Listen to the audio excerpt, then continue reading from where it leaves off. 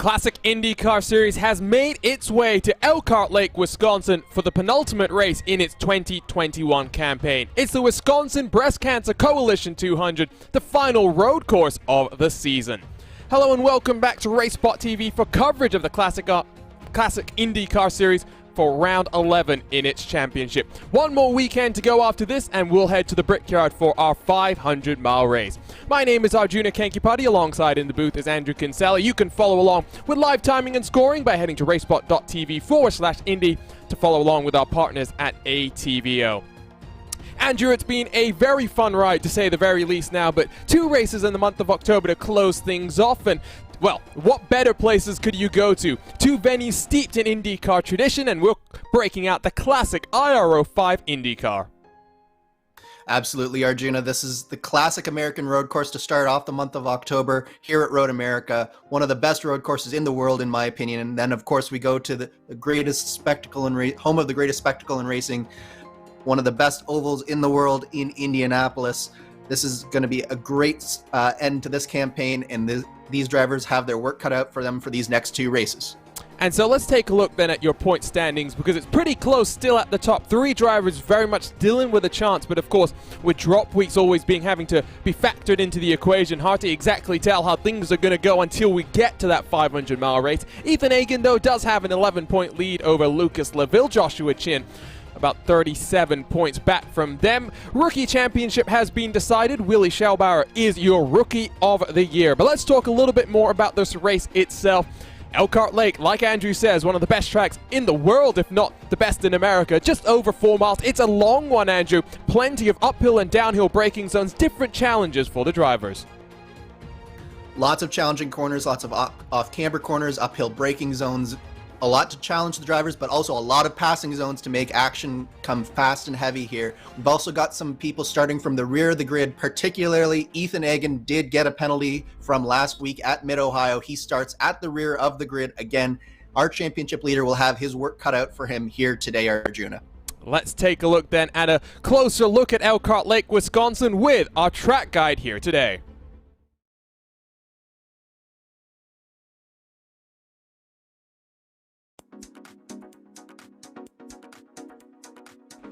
With 2 rounds left to go in the Classic IndyCar Series, drivers will be challenged by another iconic American circuit, Road America. After World War II, motor racing at Elkhart Lake got extremely popular. Before the construction of the current circuit in 1955, drivers would race on the public roads around the village. It was so prolific that parts of the course are noted on the National Register of Historic Places. Since the 1955 opening, very little has changed with Road America's layout. Long straights winding through trees, fast sweepers, and challenging downhill braking zones make for great overtaking opportunities. In 1982, IndyCar made their first stop here by the lake. A testament to the speed of the car of the kart, Alex Zanardi still holds the lap record with a 141.874, a second and a half faster than the modern cars.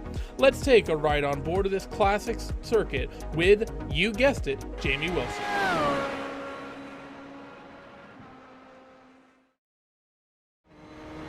It's a really long lap here at Road America, and that means these Indy cars are going to have some fun. Let's ride on board with Jamie here, coming across start finish. Going to be just getting up into 6th gears. You work down the longest straightaway here, the front stretch, and looking for that second set of cones down to 3rd gear for turn 1. A lot of curb at the apex, a lot of curb at the exit as well. Through turn 2 here is that little right-hand sweeper. This is technically turn 3, down to 2nd gear. Need to be very careful on the entry there to not get too loose. Jamie does it very well and gets a nice run here down this sort of second straightaway. Going to be 5th and 6th gear, and this is going to be the first of what we have a lot of here at Road America. These downhill braking zones. You have to brake very early because you're going downhill, 1st gear here through turn number 5, and pick the throttle back up. Now you look at the Corvette bridge. Now you have an uphill braking zone. You can really attack this corner going up the hill, and then now you work through towards the hurry downs. But first you have this right-hand sweeper.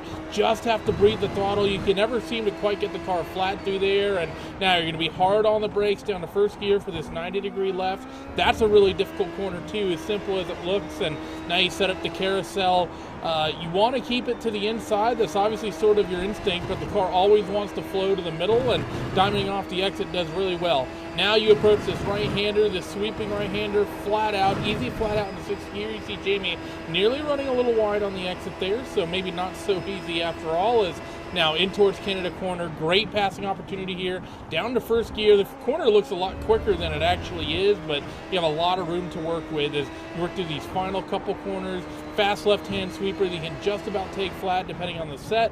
And then now off this final corner, second gear, pick up the throttle, and you look at this big tall hill you got to climb here at Road America, and that's the longest lap of the season, easy for these Indy cars on any of these American circuits.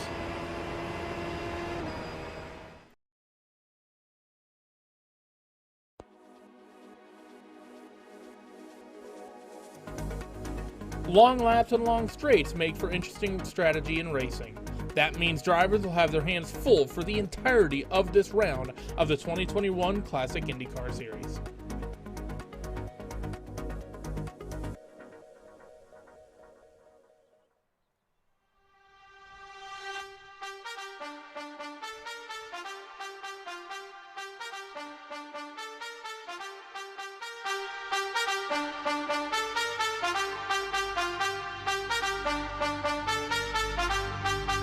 So here's a look at your starting grid from Road America. Joshua Chin, the king of chins, with a 1:43.978, puts it on pole position, half a second clear of his teammate Jamie Wilson. Thomas Mustonen for Iconic Motorsports inside of Julian Altena on row number 2. Andrew Wood, Lucas Laville, the defending series champion, share row 3. It's a short pace lap here, so we got to cycle through these drivers. Logan Simmons, Marshall Stanley 7th and 8th. Willie Schauber, your rookie of the year, inside of Martin June to complete the top 10. Jan Hoffman, Randy Shoemake 11th and 12th positions, while Robert Grosso, Josh Baird, Visayala Oliaya in 15th. Karsten Browady, Franz Josef Thum, Andrew Aitken, Hannes Pitkinen, Samuel Rouse, the final cars to set qualifying lap times. Then cars with end-of-line penalties. Stefan Schlacker, Ethan Hagen, Andrew Eder, Sorns, and GC Hayes. Already, Joshua Chin storming up the hill. We are racing here at Road America, already fanning themselves out, almost 3 abreast in the background. Green flag in the air, and we are racing for 50 laps in Elkhart Lake. The 2 Chimera cars in control. Jamie Wilson gets hit from the rear by Julian Altena. He goes scrambling through the gravel. Altena manages to hold onto his machine. Well, Wilson's going to have to come back from that one. More Chimera action, though, as that's down the inside. Andrew Wood on Altena. Top 3 single file, but here we go under the bridge and into turn 5, Andrew. Chaos in turn 1. Jamie Wilson gets pushed off. He does manage to keep it off of the barriers there, and he has rejoined, but he is far down this order now in 21st position.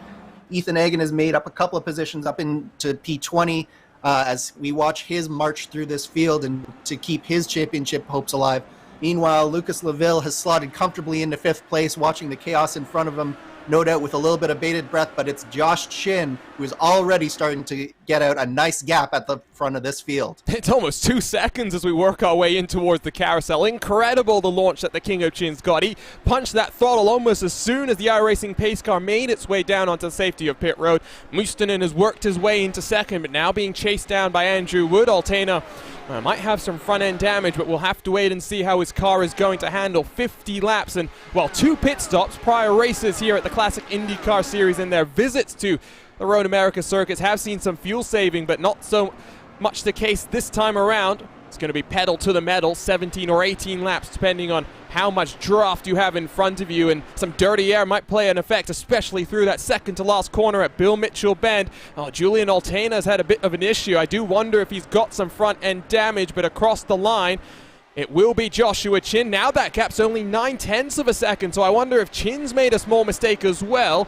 Jamie Wilson down the end of the running order and really not enjoying the best of starts after what was a very impressive qualifying performance. Logan Simmons, Lucas Laville side by side. Simmons powers up into 4th position.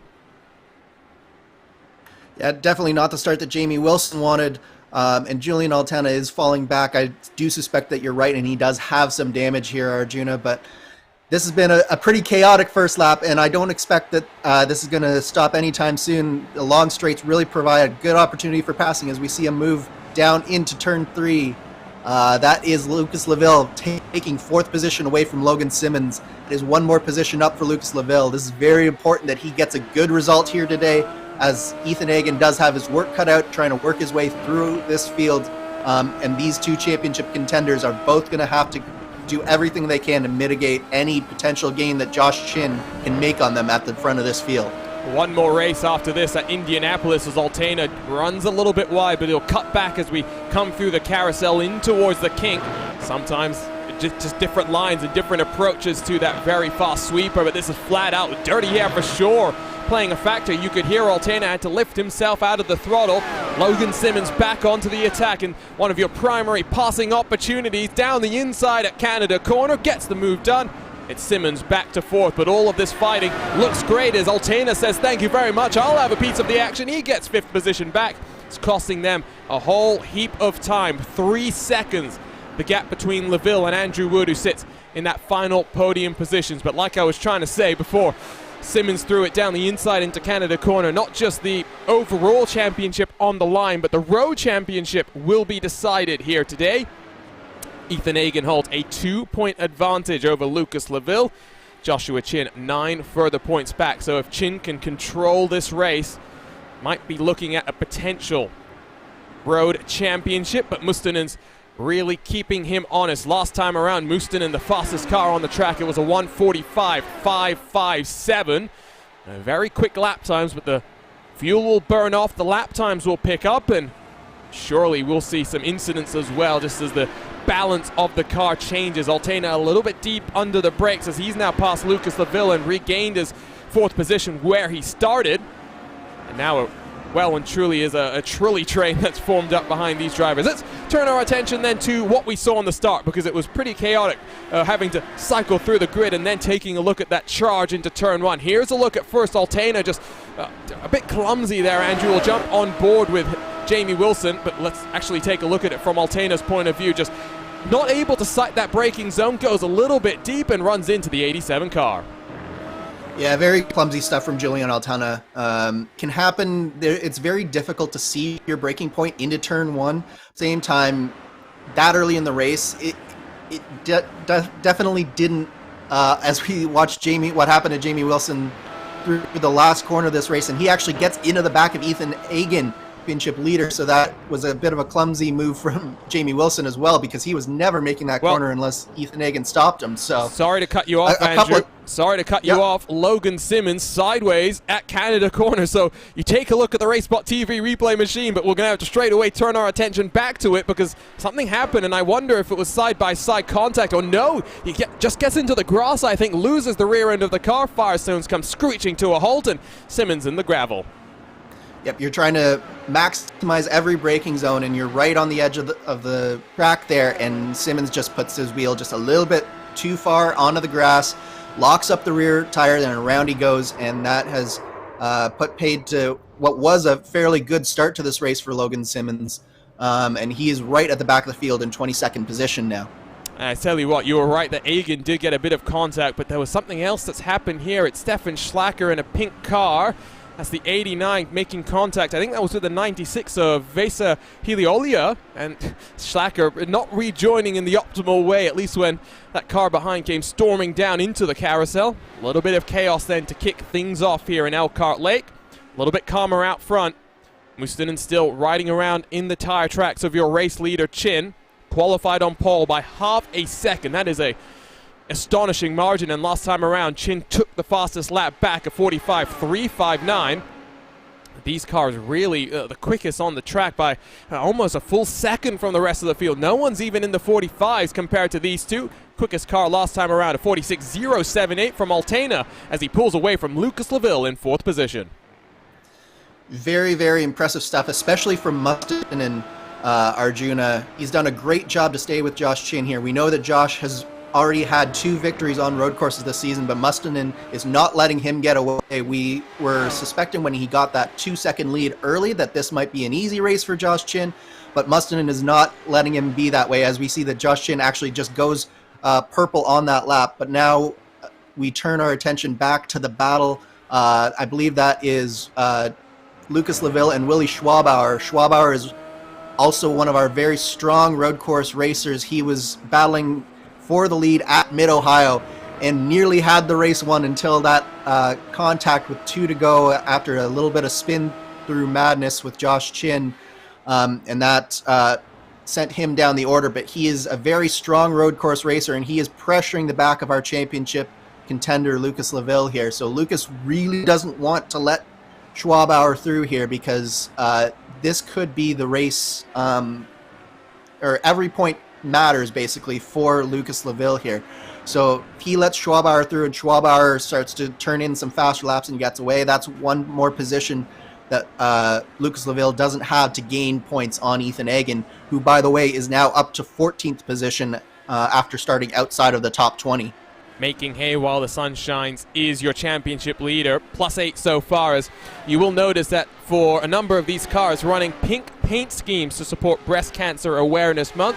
Willie Schwabauer, one of those cars, Martin June another in 7th, and then the entirety of the Vortex team, which does of course include Lucas Laville. So supporting Breast Cancer Awareness Month, supporting our sponsor of today's race, the Wisconsin Breast Cancer Coalition. Still 0.7 of a second out front. Andrew Wood in a bit of no man's land, 4 seconds off the race leader as we jump on board with Schwabauer climbing up the hill. It is a much steeper gradient than you really get a sense of here on the sim. And once you ride up that hill, it becomes a bit of an interesting place to start the race. And I think that's where Josh Chin built up that 2-second advantage. But now, reeled in by Mustonen, might be doing some fuel saving, even though not necessarily needing to save fuel to get to the end of the race without an additional stop like we've seen in the past. It might just make your pit stops a little bit shorter, might make your strategy work a little bit differently. Now watching the battle for 12th on back. Looks like Marshall Stanley has a little bit of damage to his front wing. Ethan Egan ready to pounce in front of them. Carsten Brody in the number 35 machine. Here comes the run, though, from the championship leader. Down the hill. Need to brake a little bit earlier because gravity works against you, but Egan will try and slip it down the inside.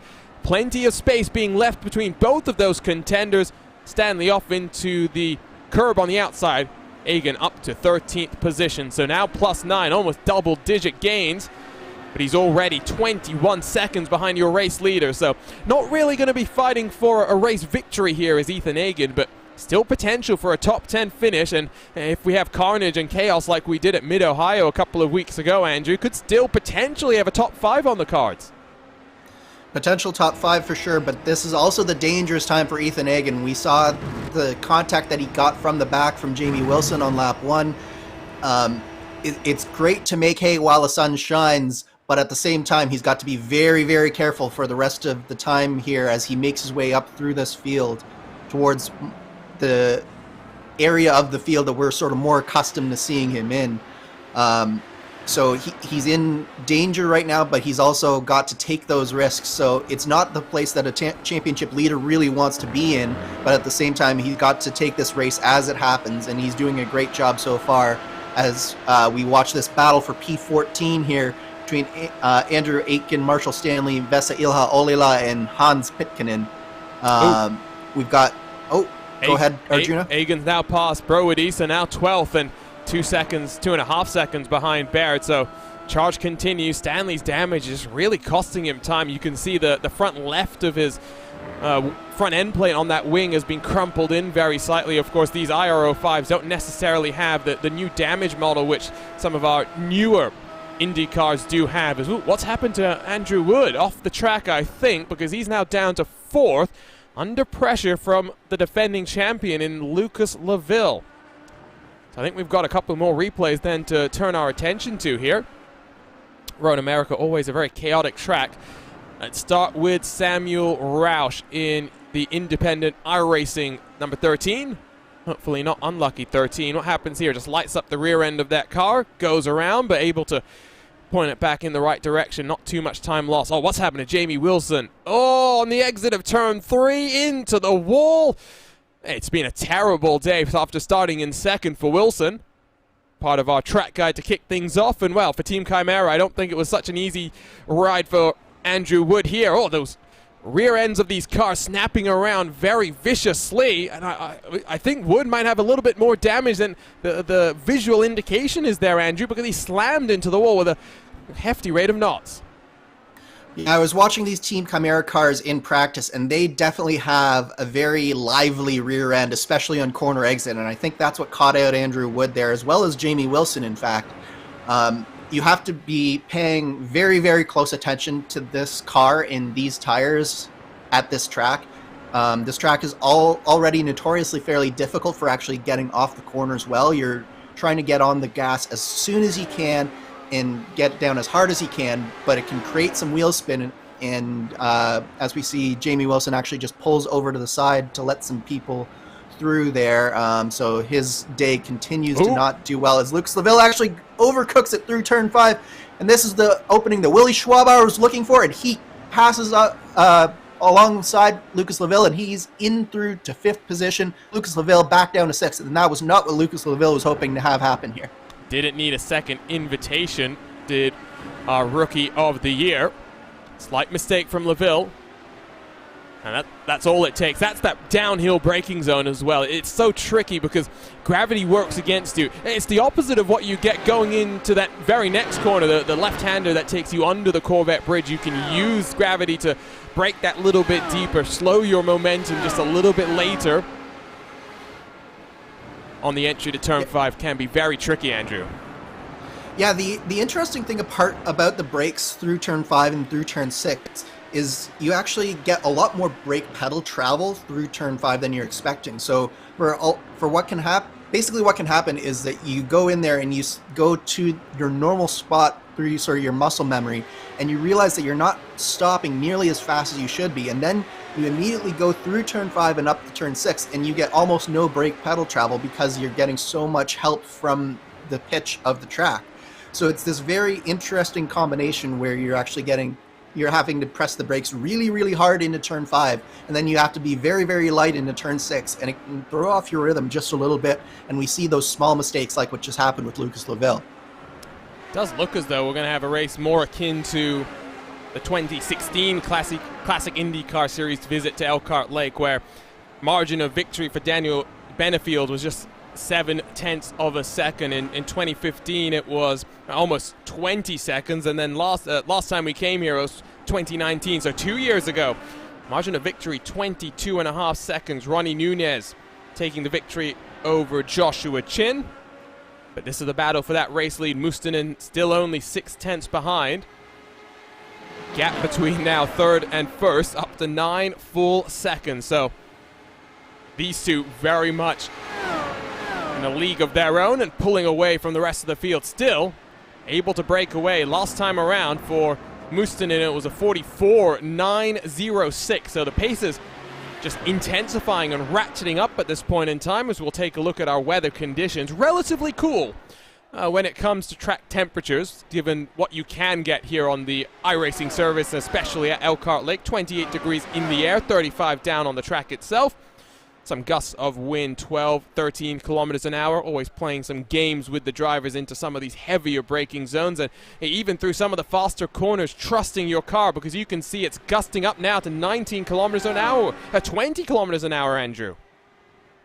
Yeah, and that will probably be affecting, especially down into that turn 5, turn 6 complex that we were talking about earlier. So that could have been part of the factor in Lucas Laville running a little bit wide. But I've been very impressed with both of the cars at the front of the field here, Arjuna. Mustonen and Chin have been trading fast laps back and forth between them. Every time that Mustonen pushes a little bit harder, Chin responds.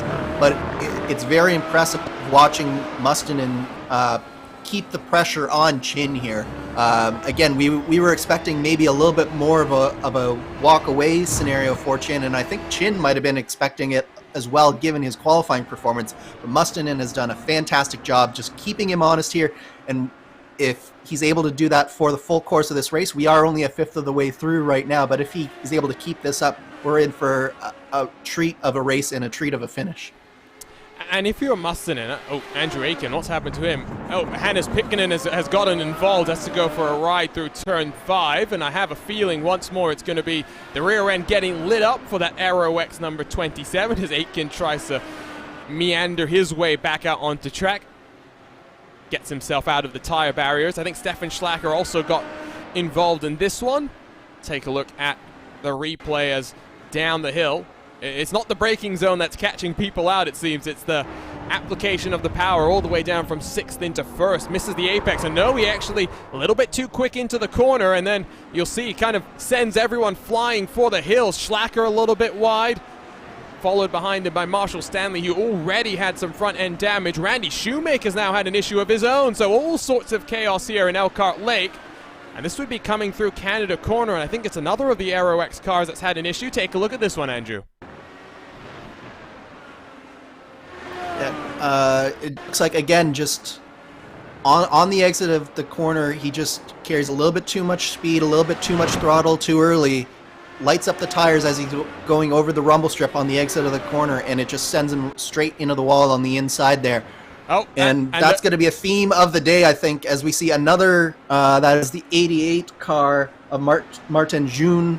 And he actually has towed out here, and it looks like the exact same thing where... Well, sorry, Andrew. This is reminding me of some IndyCar Open races I've done, because you go and take a look at a replay and something else happens. So this is Martin June. Spins it around.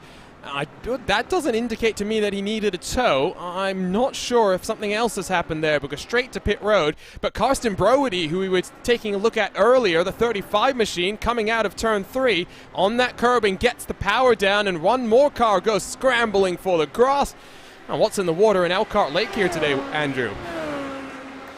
Yeah, as I said, it's just, especially if you don't have your diff set up well, basically what is going on is a lot of these drivers and a lot of these teams have set their cars up to have as little downforce as possible to take advantage of the long straightaways here. But that also means that it makes it very difficult to set up the car, especially for corner exit, because corner exit, you need that at the rear of the car that you just don't have with a lot of these setups here. So you need to make sure that the other aspects of your setup are working in tandem with your aero setup in order to really get the car working happily. So one of the areas that they can do that with is the differential, and tune it so that it takes away some of that tendency to spin on corner exit. But if you miss that just a little bit, and they've taken as much as they can out of that rear wing and the front wing and taking as little downforce as possible, that's where you're seeing these drivers are struggling on these corner exits.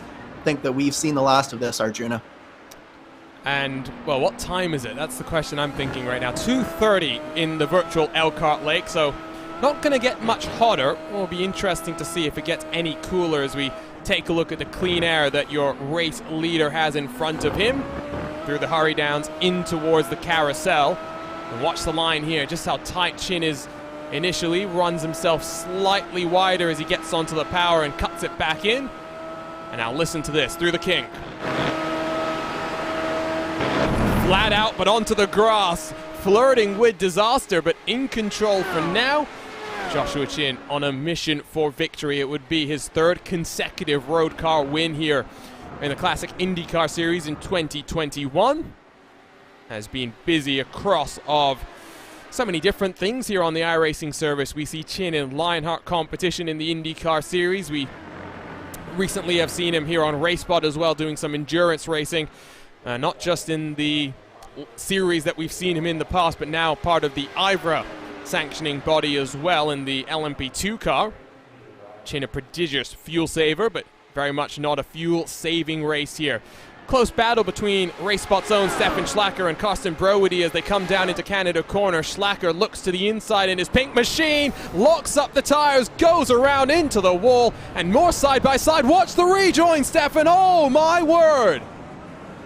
That was very, very close from Stefan. He needed to be a little bit more cognizant of who was coming there, I think, but he has some very big damage. He just locked it up under brakes, locked the rear tires, it spun the car straight into the inside wall, and then you see here, Arjuna, he just goes straight back in, a little bit of a red mist scenario there, I think, and the two cars that he rejoined in front of had to take some very good evading action, and we are very lucky that that didn't turn into a bigger incident than it was. Watch this with Marshall Stanley. I mean, they're side by side entering the corner, and well, a heart-in-mouth moment. I think that's the only way you could describe that, and Schlacker has had to immediately pull his car on towards the pit road. That will be significant damage as he gets his car tended to. Does break up what was looking like a rather intriguing battle. Now elevates Pitkanen in the number 8 car to be the next to try and fight with Brody. Total pit stop time, by the way, for Schlacker was 13.3 seconds. Total time in the lane was about 42 and a half, 43 seconds and counting, actually. Another car off the track. This time it's the 47, slowly rejoining, just entering, I think that's the hurry downs. Looks like he's having some technical issues, so that's not what you want to see. It's something we saw in yesterday's iRacing Petit Le Mans, continuing struggles then for the internet connection of Saunders. But in the real world, Andrew, you have, brake failures, you have engine failures. Sometimes, you won't even take to the track because of all of the different technical things that can go wrong. You very much can still have those on the simulator. I mean, we had the BS Turner car, which is a collaboration between BS Competition and Turner Motorsports, who are, of course, a sports car team that competes across of U.S. sports car racing. One of their drivers was just in the first 10 laps of the race, his wheel disconnected straight into the wall for them, and then later on, about halfway through the race, Max Verstappen, who was sharing a car with Diogo Pinto for Team Redline, they were leading the race. Coming through the final corner, wheel decides to get itself stuck and straight into the wall. Day immediately done for Verstappen. I mean, things can happen so quickly here on iRacing. Absolutely. Just like in the real world, mechanical issues are consideration in the virtual world as well, and they're no less heartbreaking in the virtual world than the real world as well. I've been in races where I've had mechanical issues sideline me, or I've had to pull over, sort of stop racing because my connection hasn't been where it should be, and I needed to get into some space where there weren't any cars around me so that I wasn't affecting other people's races. And that is one of the nice things about Road America, Arjuna, is it is long enough that Saunders does have the ability to sort of put himself away from other people, and possibly if it's a connection with an ISP issue, he could potentially be able to get into a better position with his ISP and allow it to sort of work itself out while he's not racing other people and potentially stay in the race. But it does look like that he is now one lap down, so I do believe he might have, I'm not sure if he's in the pits right now, but he did pull to the side at least for a little bit there. I think he's managed to get himself stabilized and at least going. I think that's the operative word here, just going. It's not like he's going to necessarily be in a great spot. One lap down, 45 seconds adrift from the rest of his competitors. Lap traffic going to be a factor. Gap for the race lead, 1.6 seconds, and you can see they're closing on Samuel Roush in the 13 car, who's had to come down onto pit road just this most recent time around. Gap now up to 2 seconds, so maybe the tires just falling away from Mustonen as we're only a couple of laps away from the pit stop window. But I think we should take this time to bring in Ann Martell, who is part of our sponsor for today's race, Wisconsin Breast Cancer Coalition. And great to have you on the broadcast and talk to us a little bit about the mission of the Wisconsin Breast Cancer Coalition, around since 1994 and doing some great work for everyone in that community. Well, thank you so much for having me. I'm really pleased to be here. I am an Indiana raised, so IndyCar series is very near and dear to my heart. I'm dating myself here, but Bobby Unser and Al Unser and all those boys, although me and my sisters like Mario Andretti. But in Wisconsin, Road America, the course you're racing on today, is one of my favorites too. But Wisconsin Breast Cancer Coalition, our motto is Beyond the Pink Ribbon. We hear pink ribbon, we hear a lot about breast cancer awareness, but we are a small and mighty organization that goes beyond just awareness. We are fighting for advocacy and education, especially for women who are low income, women of color, our African American community and our Hispanic communities. They suffer much more from the effects of breast cancer, and we're trying to narrow that gap.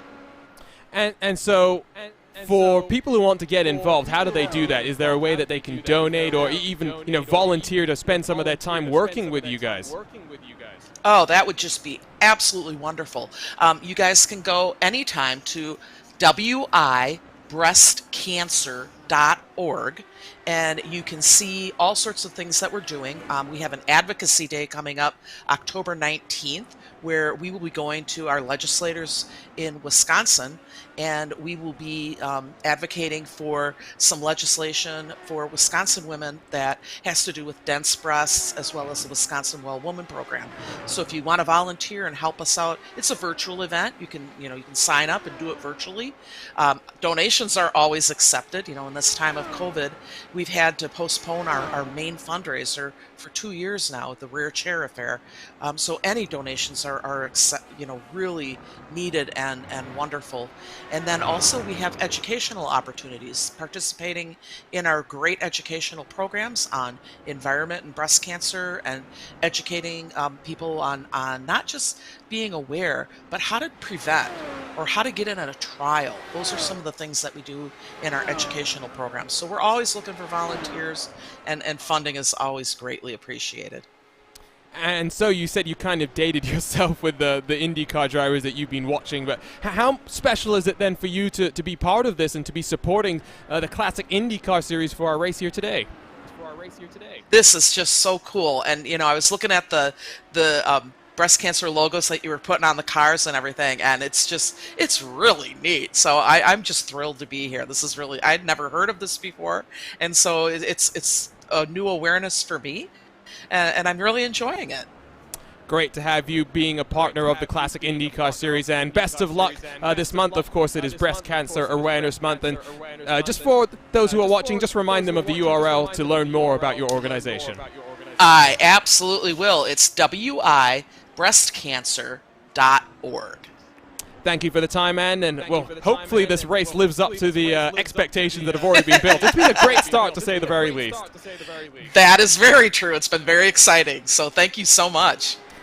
So that was Ann Martell, part of the Wisconsin Breast Cancer Coalition. Great to have their support here, and a reminder, you can support them as well.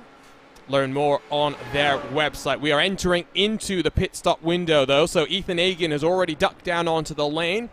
11 seconds stationary. Marshall Stanley, the next one. Of course, he has some front wing damage to get replaced. Gap for the race lead, though, has started to balloon on up. The consistency has been there for Joshua Chin. Last time around, fastest lap of the race, a 44.612, and he's going to extend it one more lap. So it'll be an 18-lap run for him, a minimum of an 18-lap run. And I do wonder, as I'm taking a look at my timing screens here, Andrew, the pit stop time for Ethan Agan compared to those cars that had front wing damage was only about 2 seconds shorter, so it's not that much shorter of a stop as... Oh, Andrew Wood has lost it on pit road. The struggles on pit road continue for Team Chimera.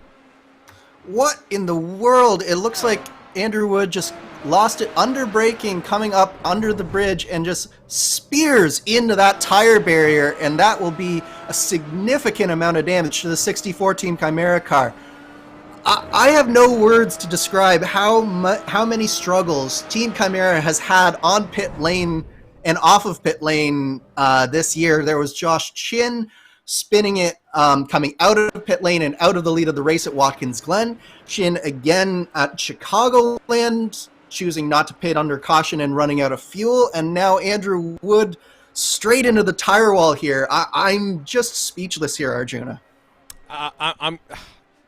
The Chimera guys know what's coming. I am going to be relentless with my teasing of them. They definitely need some assistance when it comes to pit road strategy and executing on pit lane. Sorry, Andrew, but you are going to hear about this for a couple of weeks to come. It is a tricky pit lane. We should make that clear. It is not as simple as it would appear, especially given that you have a setup conundrum where you're balancing the downforce that you'll need for slower and the fast sweepers, but also making sure you have straight line performances. Joshua Chin, Tuomas Mustonen both down onto pit road. Doesn't look like Chin's made a mistake this time around, but I guess you could speed hypothetically. But when you have less downforce on the car, when you slam onto the brakes, it's just a little bit harder to get things slowed down. And we've seen that, in particular this year, Andrew, in the iRacing Indy 500, but even in the real world, in the Indianapolis 500, plenty of cars making mistakes on that entry to pit road. Yep, getting onto pit road is one of the key areas to try and gain some time. You can gain a lot of time, particularly at a track like Road America, where the pit lane speed limit is very, very low. I believe it's 45 miles an hour, and it's a very, very long pit in. There's a lot of gap between where the pit road speed limit begins and when the pit boxes actually begin. So it's a very long pit road. It's uphill, which adds to the trickiness, and you're trying to maximize your pit in. So combine all of those factors in, and it's a it's basically ripe for mistakes, and that's exactly what happened to Andrew Wood. Fortunately, our leaders, Josh Chin and Thomas Mustonen, did get through there, but if you'll look, Arjuna did a much better job maximizing that pit in, pit out. He was 2.5 seconds in front of Mustonen going into the pit lane. He is now 4.5 seconds. So that was 2 seconds alone just from pit in and pit out. Mustonen's lost it through turn 5. It's going to balloon on up that gap. I was going to point out that he had taken a slightly longer pit stop, 11 seconds stationary as compared to 9.8 for Chin, but that has thrown him into the clutches of Julian Altena, now just 1.4 seconds back. Turn 5, deja vu. It is claimed car after car, and I have a feeling it has to have been just lighting up the rear end given the way that he had pointed himself around. On board, let's jump with the iconic motorsports car. Deep under the brakes, and no, it was similar to what we saw that last time around. Just a little bit too quick. Car pivots around on him, and agonizing 3-point turn. Mustonen back on track, but now really going to have to defend because Altena 1 second within that draft range, so well and truly going to be able to attack. My, how quickly things can change. We were talking so much before about how good a job Mustonen had been doing.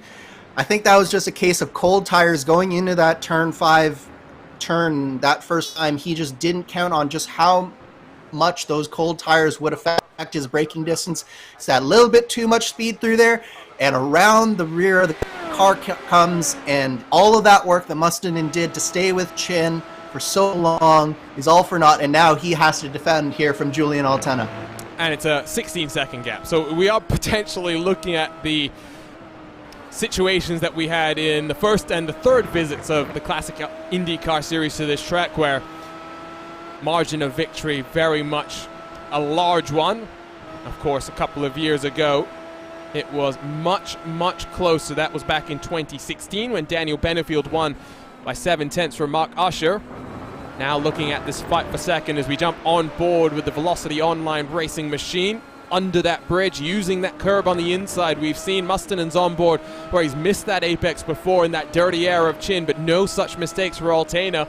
Willie Schobauer, who started down in 9th position, has worked his way up to 4th. He's only about 4 seconds behind, so if these cars scrap between the two of them, might find Schobauer being dragged into the battle for the podium positions. Ethan Hagen, must be pointed out, started down in 22nd position. He's up 14 spots to 8th and closing in on Jan Hoffman. So I did say don't count out a top 5 finish for your championship leader, and I still think that with more than half the race to go and one more trip down onto pit road, Andrew, anything is possible for Hagen at this point in time. Anything is indeed still possible for Ethan Hagen. I think at this point, though, he is looking at that number 1 car of Lucas Laville, who is in P5 right now, and he's saying, how do I close that gap on Lucas Laville? How do I bridge the gap and potentially get by and secure that road championship? As we see a battle here going into turn 1 between Altena and Mustonen, and Altena with a bold outside move, and he completes a move. What a move on the outside from Julian Altena, and he takes that 2nd position away from Thomas Mustonen. He squeezed Mustonen as well to the apex. So Mustonen thought about fighting it back, but unable to do so. And for those who are more familiar with the modern Indy cars, push to pass is very much something you can use in the DW12, the IR18, not the case here in this IR05. There is no advantage, at least on the road courses. Yes, they did used to run it on the ovals, but it's all about what you can do as a driver. In-car adjustments, because this is an open setup, include the ARBs, the anti-roll bars that can help get the front and rear of the cars just dialed in over the course of a run as the fuel burns off, as the tires wear out. And Altena, after being mixed up in a turn 1 incident, just misjudging his braking zone, up to 2nd, but potentially will incur the wrath of the stewards, because we will have a post-race review of all of this action, Andrew, so you can't feel too comfortable if you're Altena. You need to now pull away. That gap already 1 second. I think Mustonen with that spin is just a little bit concerned about the balance of his car. Yeah, I do think that Mustinen's confidence is just a little bit shaken by that incident that he had happen. What he's got to do now is, now that he has Altena right in front of him, he's got to sort of calm down and maybe just sort of fall into a nice rhythm, use the draft that he'll get from Julian Altena to stay with him, just have a nice calm rest of the stint, sort of start to gain back his confidence just a little bit, and then look at maybe in the third stint of this race, really taking the battle back to Julian Altena and seeing if he can get that second position back for the end of this race. And so never trust commentators' math, but I'm trying to do the point situation and figure out how the championship is going to look heading into Indianapolis. And of course, Egan had an 11-point advantage and buffer over LaVille into this penultimate round. It was a further 37 points back to Joshua Chin. Now, Chin is looking comfortable to sweep the bonus points, so that would give him 3 additional points over and above the 50 that he'd get for a race victory. Now, 5th position grants you 30 points, so Chin is still going to be within striking distance of the championship, but very much on the outside looking in, heading to the Brickyard. The gap then to Egan, who is potentially looking at 6th being the highest that he can get to, because he's 1 second behind Jan Hoffman, and there'll be about 3.5 seconds further up the road to try and close on Robert Grosser, the series organizer. So let's say hypothetically Egan can get up to 6th position. That would give him a 28 points, so he'd only lose 2 to Lucas LaVille, the defending champion. So things are still looking like it's going to be tense heading into Indianapolis. And I'm not 100% sure, Andrew, because I forgot to double check this, but traditionally, NTT IndyCar Series has double points on the line for its Indianapolis 500. If it's the same for the Classic IndyCar Series in our series finale, that is going to amplify the impact and importance of every finishing position there, because Joshua Chin very much could steal the championship in the final race of this season. And it should be noted that last year in the Classic IndyCar Series, we talked about Andrew Wood's struggles on pit road. Joshua Chin had a nightmare on pit road himself, so you can never say never when we head to the Brickyard. So many things are possible. Josh Chin is doing exactly what he needs to do in this race to keep himself in this championship. Lucas LaVille isn't looking the strongest here today. Ethan Egan has not been able to get through the field fast enough to really take advantage or to really mitigate the disadvantage of that end-of-line penalty that he had to start this race. He's been working over Hoffman for a few laps here, and he hasn't been able to get by him, and he's losing more and more time. So Josh Chin is definitely still in this championship fight, and he has to know that he's made some mistakes at previous rounds. He was fortunate to get away from them at Mid-Ohio. I don't think that he can afford to make any mistakes here today, Arjuna. I think that the pressure is on to have a really, really clean race from Josh Chin, and he's got to sort of turn around the narrative that has been happening this year about he'll make some mistakes every race. That can't happen here today. He's got to take advantage of this opportunity to get maximum points here today, as we're still on board with Ethan Egan now in the battle with Hoffman here. And if I do believe, if my calculations are correct, if Ethan Egan can get up and pass Robert Grosser, that is a tie for the road championship here today. So both Hoffman and Grosser are teammates to Lucas LaVille. They will surely know what the championship situation is for both the overall and the road championship. So it'll be interesting to see just how much trouble they give Ethan Egan as he tries to secure both of them. I think you are right. Now, it's going to be difficult to try and pick apart the road championship, because you also have to factor in the drop weeks. For Ethan Egan, it doesn't look like he's going to be able to better his previous drop week, which was at Mid-Ohio, where he also scored 28 points with what must have been a 6th place finish as Hoffman runs wide. This should open the door for Egan to slide on by. Not going to be too difficult, because Egan got a much better run under the bridge and down into turn 5, but the German has the inside line. That's the preferred line if you're feeling brave under the brakes, but you can't sweep around the outside. Last of the late breakers. Egan knows that this is the championship on the line. He can't afford for any sort of contact.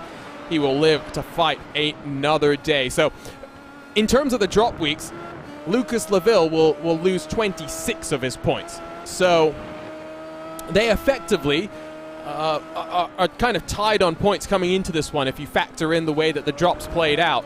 Whoever finishes in front, and correct me if I'm wrong here, Andrew, will win the championship effectively, the road championship to be specific. You are correct, Arjuna. I was not factoring in those drop weeks. So Ethan Egan, he knows that he has about 20 seconds to make up on Lucas Laville right now. That is doable for Ethan Egan. He has shown himself to be fast when he's in clean air. The problem is that he isn't in clean air right now, and he's got to find a way past Hoffman, and Jan Hoffman will not make it easy because, again, he is part of that Vortex stable, and he will be not only fighting for position on the track, but he's also fighting for his teammate to win this road championship here today.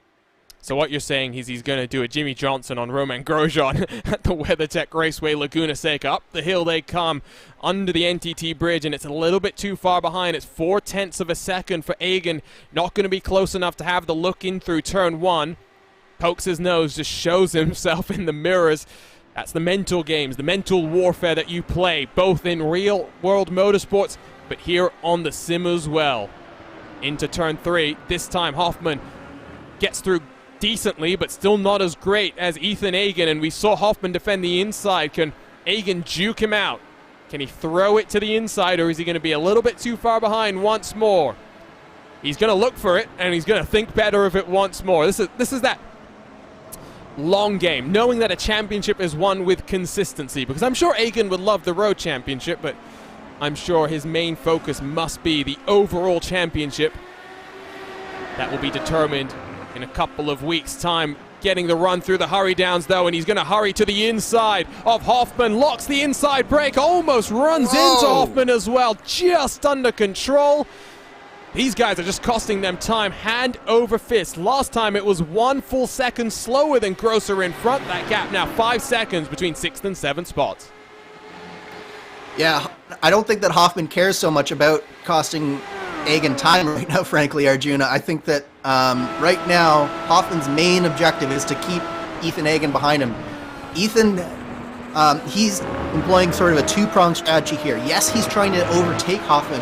You can see, as he did in the turn 5, he's also trying to pressure him through a little bit of fake maneuvers, selling him the dummy a few times, just to try and throw him off his game. It almost worked. Hoffman ran wide on the exit of turn 5, and that set that up for the move that we saw almost be successful into turn 8, but Hoffman shut that door with authority, did not allow Ethan Egan at him, and now Ethan Egan has fallen back just a little bit as he tries to regain some momentum here through these first few corners of the lap again. You'll notice the gap to Grosser is closed very slightly. I think Grosser made a mistake recently that's cost him about 2 and a bit seconds, because 3.6 now between Grosser and Hoffman. Once more, Egan just a little bit too far behind. He's now 8/10 back, and I'm starting to wonder if he's going to be a bit close on the strategy heading into the final stint. So he's 10 laps into his run. Add in about 7, 8 laps maybe to go. He might potentially be looking at having to stretch his tank in the final stint, as that's one of the Vortex cars having an off. Marshall Stanley going to be passed by Hannes Pitkanen. And once more, it's turn 3. It seems like it's been hot spots of trouble here. All the incidents seem to be happening in the same kind of corners, and this time a bit earlier in the corner, you can see tire marks laid down.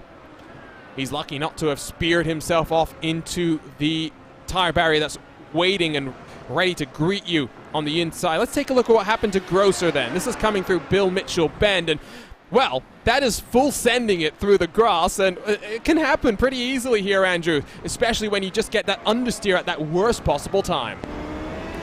That's a really, really tricky corner. You see, it's uphill, it's off camber, and if you miss that apex just a little bit but have too much throttle, as if you hit the apex, then you're going straight over that bump there.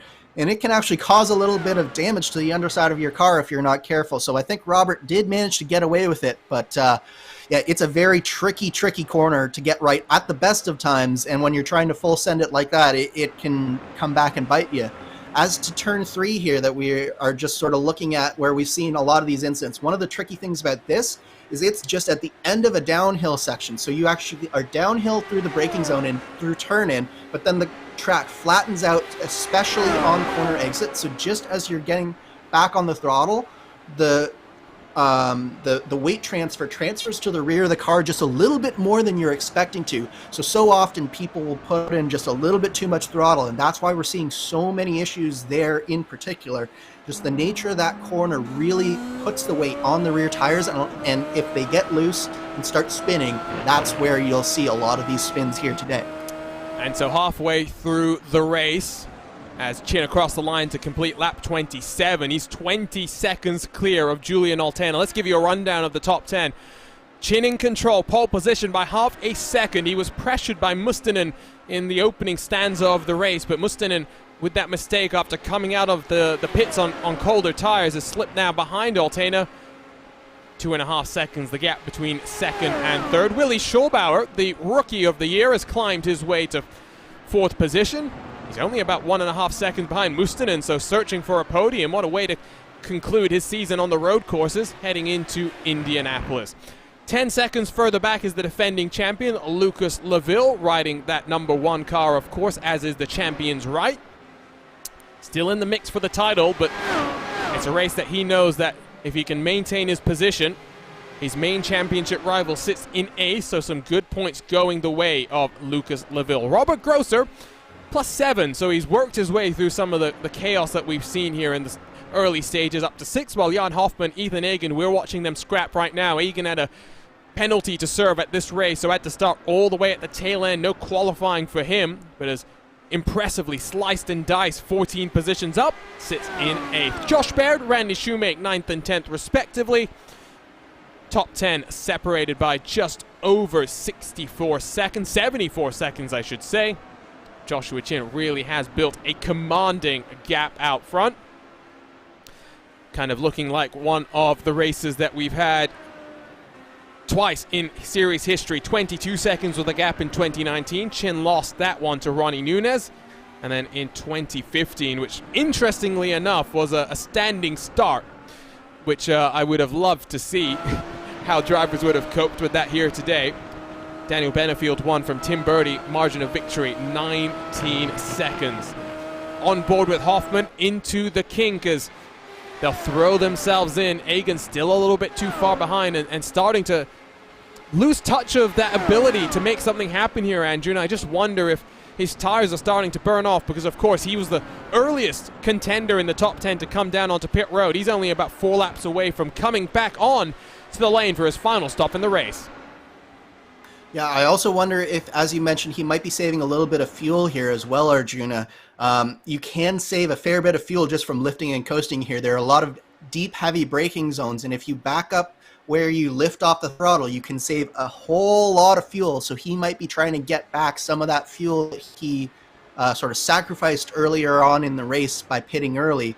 So he might be using Jan Hoffman just a little bit here, because he hasn't actually lost very much time to Lucas Leville. All the time that he's been losing has been to Chin, but he was never going to get back to Chin anyways. But he's still only about 20 seconds behind Lucas Leville. So I'm wondering if he's just said, okay, I'm going to save some fuel here, maybe extend that stint 1 lap further, give myself just a little bit more room to play with on that final stint. And he's just sort of using Jan Hoffman right now and not getting close and not actually trying too hard to pass him at this point. Hoffman sits 6th in the point standings. He's only 13 points behind Andrew Wood, who's in 4th, and 3 points behind Willi Schulbauer. So both Schulbauer and Hoffman looking like they'll be able to leapfrog over Andrew Wood heading into our season finale. Andrew Aitken down in 16th position, sits in 7th, so he might be leapfrogged by Robert Grosser, who's in 8th in the championship. Marshall Stanley came into this one in 9th. Had to contend with that front wing damage early on. He's 13th. Josh Baird about almost 30 points back, so a bit too much of a gap for Baird to try and leapfrog in just one single round, but still plenty of time. 500 miles still to come after these next 20 laps here at the Road America track. Just over 4 miles in length. Looks relatively simple, but looks can be deceiving, and we've seen that here today, just how many incidents we've had from drivers who really understand this car, one that's been on the iRacing service since basically its inception. So great to have the IRO5 still out there in anger. The partnership between iRacing and Dallara continues to get closer and closer. Of course, Dallara and iRacing work together to build the IRO1, a open wheel car with some incredible speeds that now is a world championship car. Hoffman locks up the inside as now only 2.6 seconds behind Grosser, so closing in very slightly. And now hopefully the next step of the Dallara and iRacing relationship will see the next generation of endurance prototypes come to the iRacing service. Dallara will be building the LMDH car for BMW, another company with pretty extensive ties and a great relationship with iRacing. Maybe we will see that LMDH brought to the service, maybe even before it turns a lap in anger, like we saw with the BMW M4 GT3, which came to the service as a prototype. Eventually got an update to its fully homologated version. That gap now 0.3 of a second, and you said and you speculated that Grosser might have gotten away with that without any underside damage after his excursion on the outside of Bill Mitchell Bend. I'm not 100% sure, Andrew, because his lap times have really fallen off a cliff right now, and these two cars are really starting to close in. Gap under 3 seconds. Yes, they are closing in, Arjuna, and it looks like Ethan Egan might be setting up for a pass down the front straight here.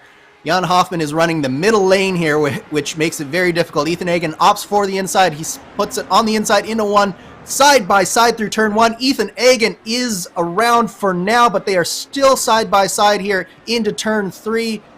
Egan finishes the job there and put Ethan Egan up one more position. But it is not done because Jan Hoffman is trying to come back on Ethan Egan down this back straightaway here into turn five. Here comes Hoffman. Ethan Egan defends. Hoffman around the outside. Egan shut the door and forced Hoffman to lock up the tires. Good move from Egan. Patience has expired. Now sets to work, but all that fighting, all it really did was allow that gap to build up once more to Grosser. It's 4 seconds and counting. The gap to LaVille, 24 seconds. So Egan has some work to do. There's also a battle going on for 11th and 12th. Stefan Schlacker past Brody, who locks up his tires as well. Schlacker, who had to start one more car with an end-of-line penalty on the start, plus 10 on the day so far. Next target, Randy Shoemake, 3 seconds up the road. Great pass by Ethan Egan, who has now put his foot to the floor and is trying to run away from the German behind him. But I think it's going to be difficult because he's only a couple of laps away from diving onto pit road. Gets a little bit squirrely on the exit of Canada corner as well. Here comes Hoffman. I think Hoffman's going to have a look back down the inside of turn one if he can get the run out of this final corner. Couple of different lines being taken there. Egan runs a bit wide and over the bumps on the outside, up the hill. Hoffman in the draft, and Hoffman, look at the exit speed he carried out of that final corner to the inside. Hoffman is side by side and looks in front. Lost to the late breakers. Egan knows he can't afford to continue fighting. It's Hoffman back to sixth position.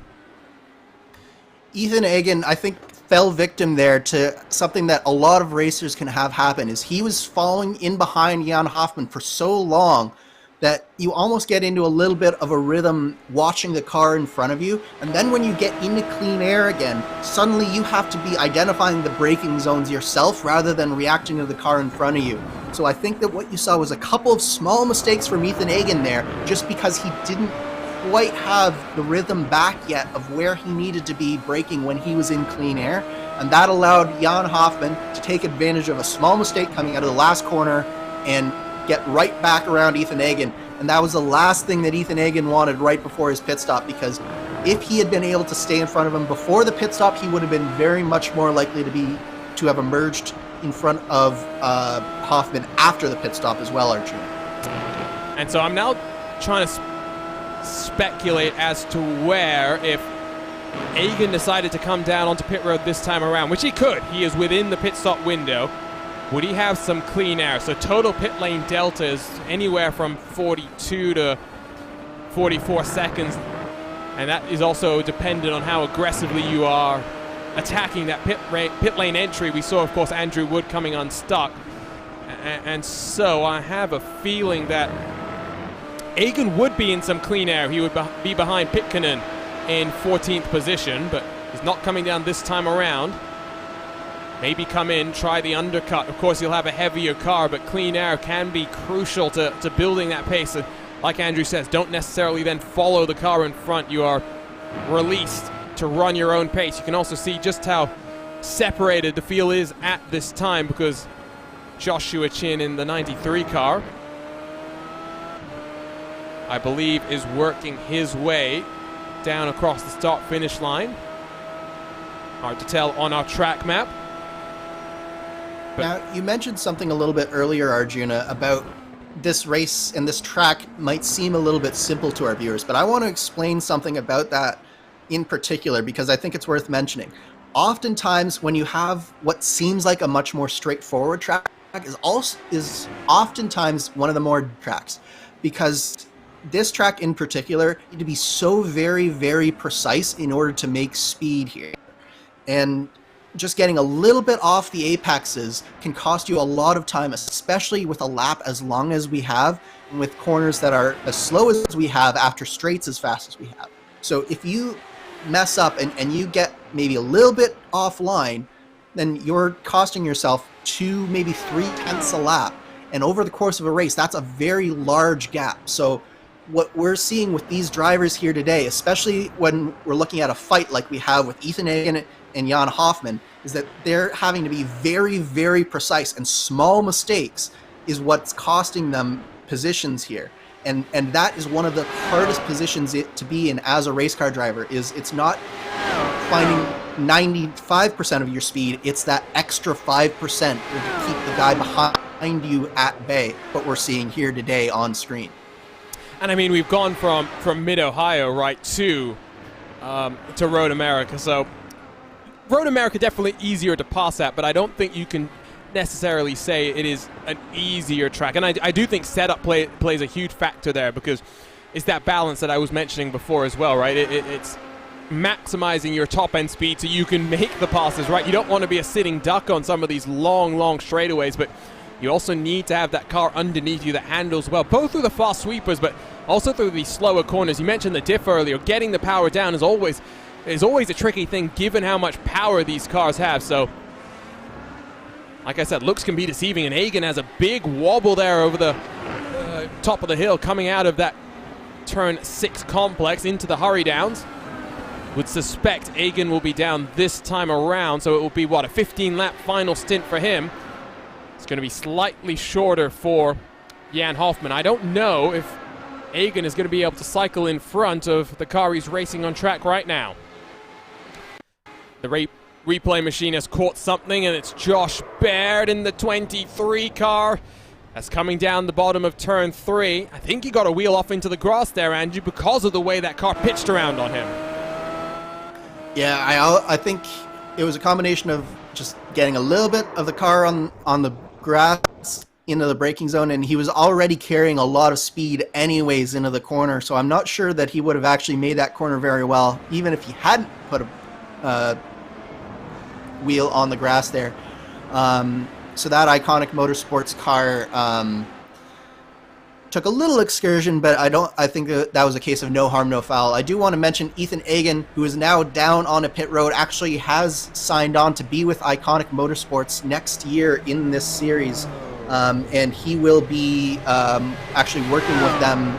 He is still representing SRC, but he is also working in a technical alliance with Iconic Motorsports for the remainder of this season, so that is probably helping his cause. Iconic Motorsports has been having some really good setups this year.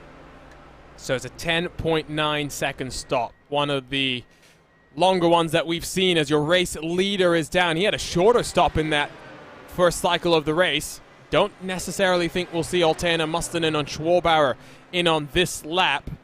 But Joshua Chin, no dramas on pit lane this time around. King of Chins will have 15 laps to go to complete this race. Basically a lights to flag victory for him. Don't think he's going to lead every single lap though, because indeed there goes Altena into that race lead as Chin in his box, pit crew working away. It is also closing up between Schwarbauer and Mustonen, so that pace that we saw from a number 22 car in the early stages has kind of dissipated and now under pressure from the Rookie of the Year. Schwarbauer with a great run off the exit of turn 3. I think he's still a little bit too far behind as under the cheese bridge they will go to take a look onto the entry of turn 5. But I think that move is coming, and that's one thing that really, in an open setup series, you have to contend with, Andrew, is the turning of the tides, if you will, because you take a look at the conditions now. It's cooled off about 3 degrees Celsius, and that can really play a big factor in the way your balance of the car changes around. It affects the balance, and it also will affect what type of downforce level you need, Arjuna. So I think what we're seeing is some of the cars and teams that went with a little bit of a lower downforce setup, their car is coming much more into its own now. It's not using up the tires quite as much. So as the tires and the grip of those tires stays underneath it, it's able to take advantage more of that straight line speed that it has. So I think that a guy like Willie Schwarbauer, that's what we're seeing from him. As we see Ethan Agen is battling with, I believe that is the 96 car of Vesa Ilha Olila. That's not what he wanted to see, in fact, on this outlap, and he has come off far worse for the wear with Jan Hoffman. Yeah, and it was almost two and a bit seconds quicker in the lane for Jan Hoffman, so Agen is 4 seconds back. That is cruel, and well, you do wonder then if Agen had made the move stick a little bit earlier, if he'd be in a slightly better situation, as the top 3 all onto pit road. Altena, Mustonen, Schwarbauer. This is the time to pit, so Chin will take back the race lead. LaVille still out there, 18 laps into the run, so good fuel mileage for the number 1 car. As here comes Mustonen. It's going to be close with Willie Schwarbauer. Executing on pit lane can be very, very important. Altena's already off and away. Mustonen's a little bit slow, but he's going to be in front of Schwarbauer, but it's going to be a run down now in towards turn number 5. Schwarbauer, can he get the run? The momentum. Cold tire is going to be a huge factor. We are into the closing stages. 14 laps to go. These cars spent about 9 seconds in the box, so about 2 seconds quicker than what we saw from Ethan Agen. So it gives you that comparison point for how the different strategies have cycled themselves out. Schwarbauer is a little bit too far behind, but Mustonen's going to give him the spot. Interesting call there. I'm not sure what's happened, Andrew. Yeah, that's a very interesting call from Mustonen. I'm not sure what the rationale of that is. Maybe he didn't get all the fuel that he needs and he needs to draft behind him, but if I were Mustonen, I would have fought tooth and nail there. Maybe it's just some iconic motorsports teamwork that we don't know about going to work there, but it looks like maybe he thinks that Willie Schwarbauer is a little bit faster and he's able to pull up both of them towards the 71 of Julian Altena. That could be another thing that they could be doing, but it does look like some form of teamwork happening there. And that's the great thing about sim racing, is you'll be in constant communication with the rest of your team. Different drivers do have different preferences on that, though. I know, for example, you, Andrew, in the Lionheart IndyCar series as part of the Adrenaline Motorsports team, there's different opinions there because, for example, on the ovals, I think it's a little bit different. It's a bit easier to communicate with one another, but when you go road racing, I know, for example, Adam Blocker, the Lionheart King, he likes to mute himself and keep himself isolated and focused on the task at hand. Yeah, Adam likes to be very isolated, whereas I tend to prefer to have more communication in general. I think that the more communication, the more information that you have, the better in most cases, as long as it's not like loud exclamations of dismay that sometimes can come across team channels in these races and can distract you. But other than that, I think I prefer having that more communication factor in there. As we see actually on screen, it looks like Mustonen has come back and has now passed back Willie Schwabauer. Schwabauer got into the gravel on the exit of turn 3. Mustonen's done the same at the bottom of the hill and through turn 5.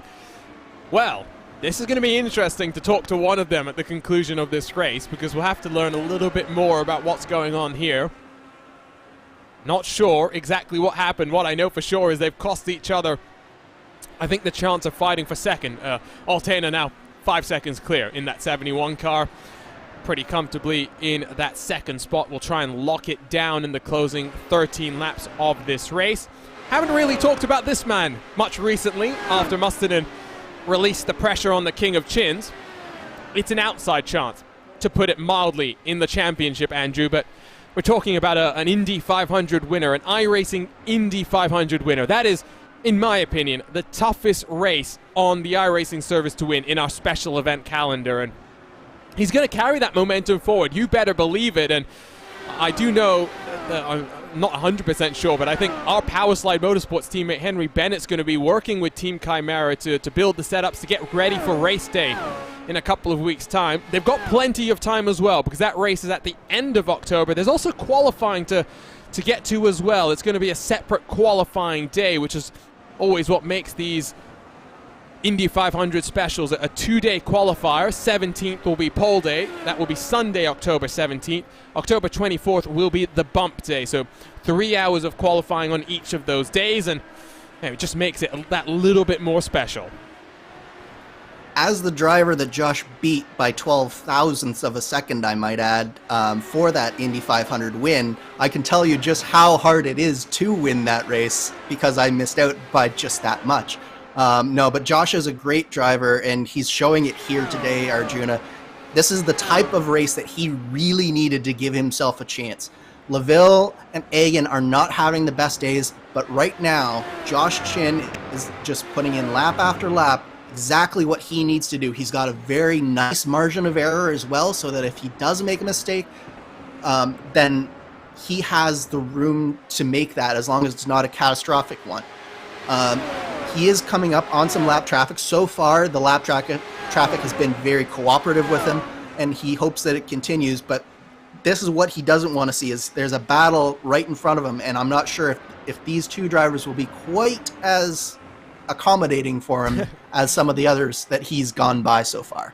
Well, he's got the advantage to not have to worry about it, as through the final corner, Hannes Pitkinen has had a bit of a pit moment there, spun himself around, as now there should go Mustonen down his inside. Willie Schwabauer, what's happened to him? He's not even in the shot right now. Schwabauer made a mistake. Let's see if we can pick that one up then, because that's brought Lucas LaVille into the mix for fourth, into turn 1. Oh, that's a big one, and he's lucky that there's gravel there that didn't escort him into the tire barriers. We've seen some huge incidents in this corner in the real world as cars fly themselves over across the catch fencing as well, but car snaps around on him. Not really able to hang on too well, but the 65 car at least still in one piece. He's 2 and a bit seconds clear of Lucas LaVille. Yeah, he just carried just a little bit too much speed into turn 1. The rears locked just a bit. He caught it, and when he caught it, the car pitched back into the gravel. He is very, very lucky that he actually got stopped by that gravel trap, because that gravel trap is a very big one. But that is the type of incident that can fling you so easily into the outside wall and end your day. So if I'm going to be honest, that's a bit of an escape from Willie Schwabauer, even though it's cost him a shot at third place and probably a podium. He has a chance to gather this up and secure that fourth place, but Lucas LaVille is definitely, he's going to smell some blood here, and he is only 2 seconds back of Willie Schwabauer now as we watch. That, I believe, on board with Lucas LaVille, that is Willie Schwabauer just in the distance there. It is indeed, and it should be noted that with how things are running, it will be LaVille that will take over the championship lead heading into the final round, at least based on the projections I have. No, it wouldn't. Egan would still be in the lead, but the gap is going to be down to just 3 points, single digits between the two main championship rivals, as it's 10 laps to go, just over 40 miles left in this race. 540 miles left in the 2021 Classic IndyCar Series campaign. 2 seconds for Lucas Laville to try and close on up on Willie Schaurbauer. If he could close on Schaurbauer and get the move done, that gap would actually be down to just 1 single point. So there is incentive for Laville to get a move on here, but I don't think Schaurbauer, your 2021 Rookie of the Year, is going to make things too interesting. And as things stand, Road Championship for sure will be in the hands of Lucas Laville at the close of these next 10 laps. So Josh Chin now 26 seconds in the lead of this race. Mustonen 5 seconds behind Julian Altena. So that's the podium separated by about 30 seconds. Willie Schaurbauer with that mistake.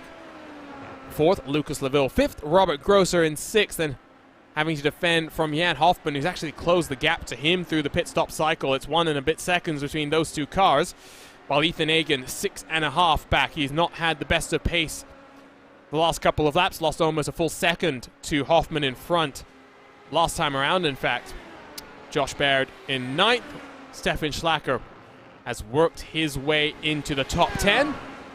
We started with 23 cars. Logan Simmons was the first of our retirees. Martin June then we saw pulled to the side out of turn 3 after a bit of a spin. Retired his car. Andrew Saunders, Andrew Wood, Samuel Roush, the rest of the retirees. Jamie Wilson, after qualifying in 2nd on the outside of the front row, got sent into the gravel in the shadow realm by Julian Altena. Then a couple more trips through the gravel for good measure for Wilson. Still 1 lap down, circulating at the tail end of the field. He'll be in 18th place. Would get him 12 points on the championship standings. Laville's closing. Is he closing quick enough? It's 1.7 seconds. And to quote Murray Walker, Andrew, it is one thing to close, it's another thing to pass, but Road America, a track with plenty of passing opportunities. Plenty of passing opportunities, but the one thing with this older car is it doesn't have the ground effects of the TW12 and the IR18. So one of the symptoms of that is that it is a lot more difficult to follow, especially through higher speed corners. And what do you have here leading on to a lot of these straights? You have some of those higher speed corners that make it so difficult, particularly corners like the carousel.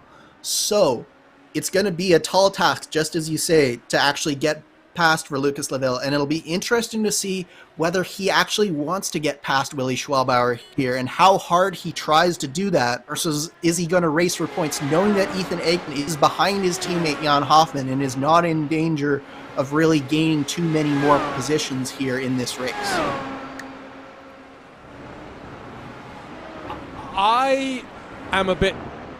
I've never won a championship, so we should put that front and center as a proviso to what I'm about to say. But I think you have to go for it. I think you have to, at this point in the season, know that everything is on the line. Yes, you can sit here and just accumulate the points and bring the gap down to 3, but to bring that gap down to 1 point would be a mental breakthrough, I think, as well, heading to Indianapolis, where I think Laville is going to shine. Egan has been great on the road courses this season, but Indianapolis is a tough place, to put it mildly. It is a very unique challenge. Yes, it is an oval which bears a lot of similarities to road courses, but to be able to be consistently quick over 500 miles, to put yourself in the right position, that comes with practice, and Lucas Laville has had plenty of that in his time here in the Classic IndyCar Series.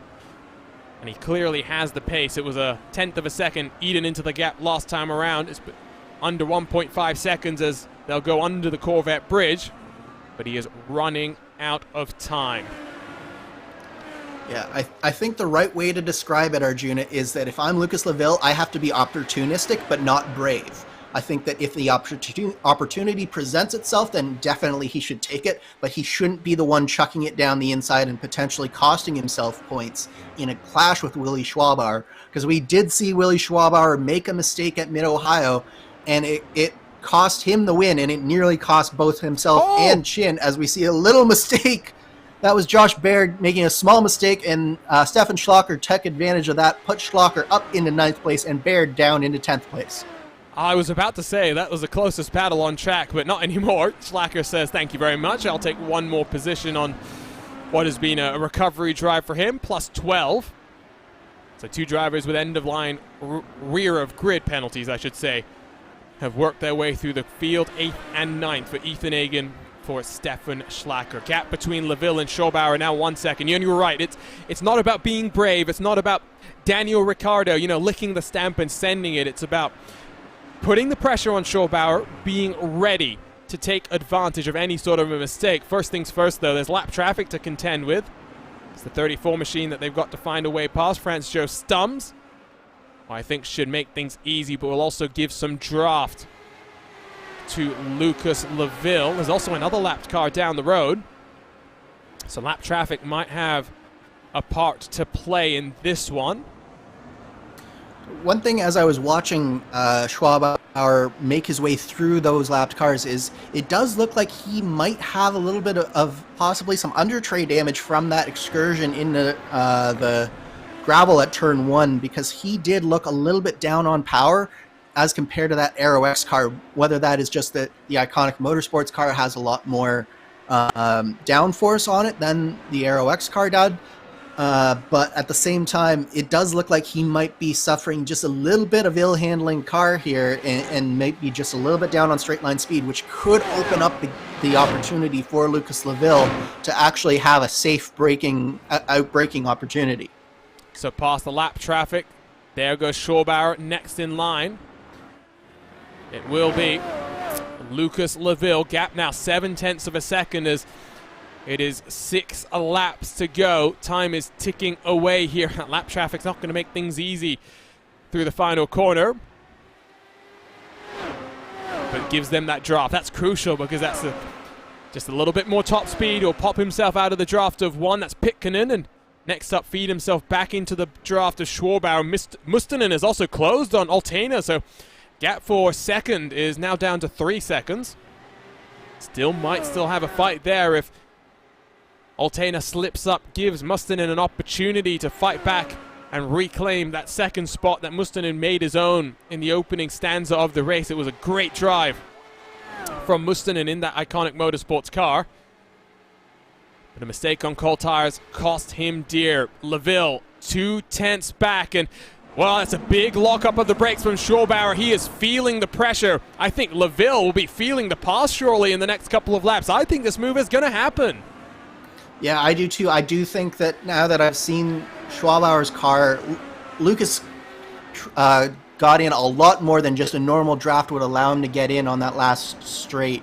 And I do think that Schwabauer has a little bit of damage, and it's costing him straight line speed, and that's going to be the nail in his coffin.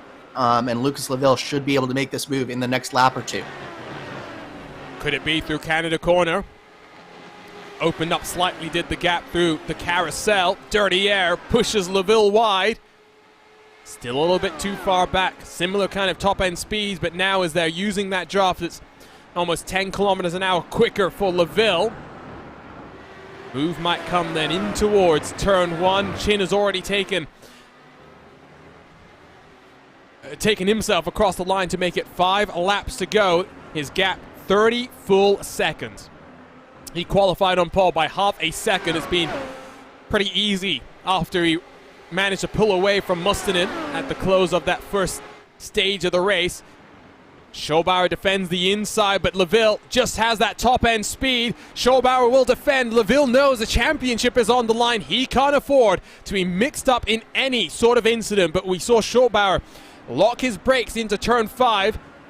If LaVille can get the run here, he should be able to work his way past Schobauer, lock himself as your road course champion in 2021, and put himself 1 point behind your championship leader. Around the outside and deep under the brakes, it is LaVille through to 4th. Schobauer can do nothing to defend.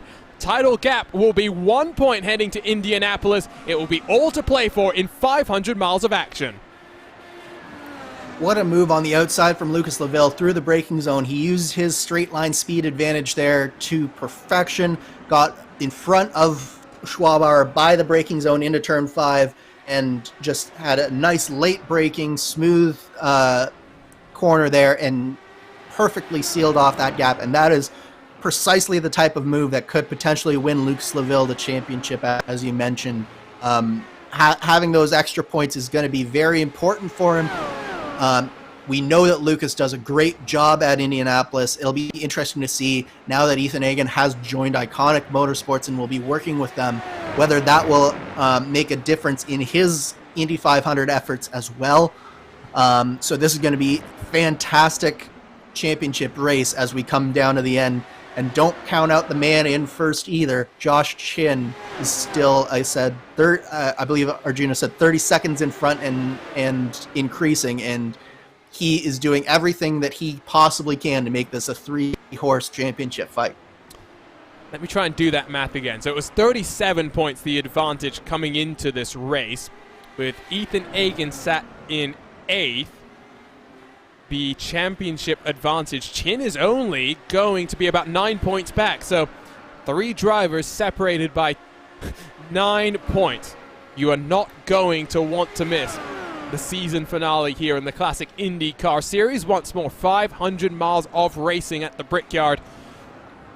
It will be And if I'm not mistaken, Josh had a 2-point advantage in drop weeks as well. So it might only be 7 points, in fact, Arjuna. Yes, no, you are right. It should be 7 points. Wait.